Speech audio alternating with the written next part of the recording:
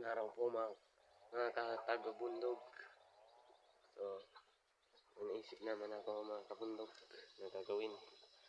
So, lilinisin ko to ang aming mga kaldero mga kabundog. Yan, madumi na kasi. So, lilinisin ko yan. Labahan ko yan. So, tara. Ito na sila mga kabundog. Una madumi. Yan.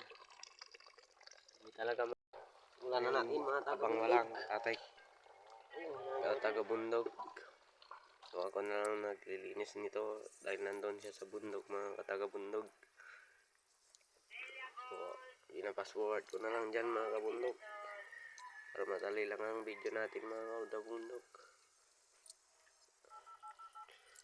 So tingnan nyo mga taga-bundog, puti-puti ng aming takuri mga taga-bundog. So sunod naman ang aming kaldero mga taga-bundog. Yan lang, bagong gising pa ako dyan mga taga-bundog.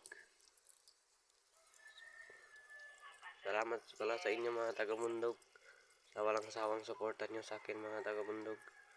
Sana hindi kayo magsasawang suporta nyo sa akin.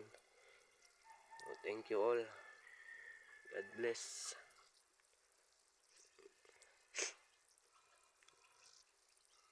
Salamat mga taga-bundog sa pagsubaybay nyo sa akin mga taga-bundog. Thank you all.